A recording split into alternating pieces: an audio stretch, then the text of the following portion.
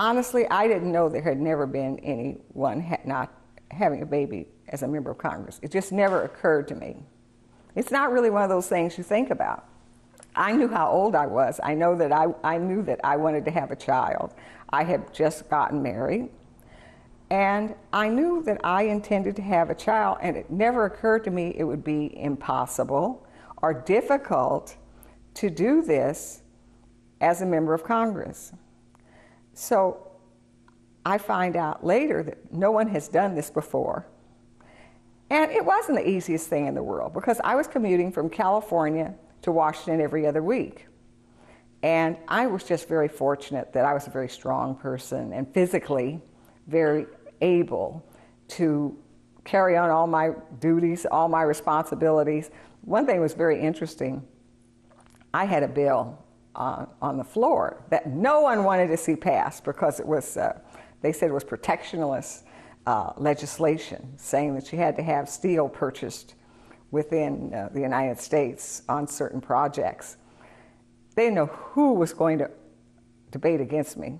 They finally got Wright, who was then not the speaker, but he was Speaker pro tem, to debate me. He was the only one who agreed to debate a pregnant woman on the floor of the House.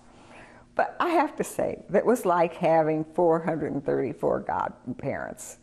Everyone was just wonderful, and I was fortunate. You know, I was fortunate that I could go through that whole thing, and I stayed until just before the baby was born.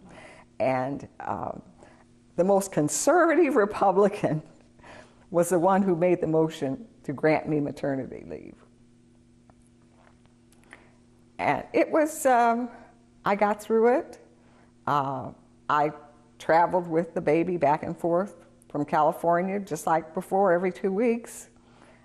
Fortunately, she was not a lot of difficulty or trouble or sickly or anything like that, and I was able to do it. My husband was very cooperative and helpful, and I did it for 6 years.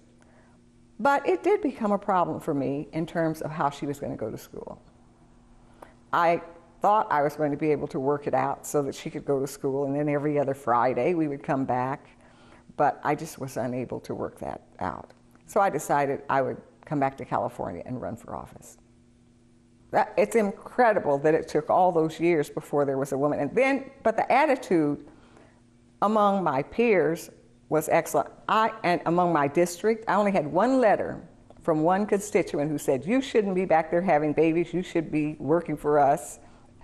But also, you know, I had a pediatrician, and so I talked to the pediatrician about the fact that I was going to be traveling back and forth. And he said to me, "You know, I think what you really should do is find some older woman to take care of your child.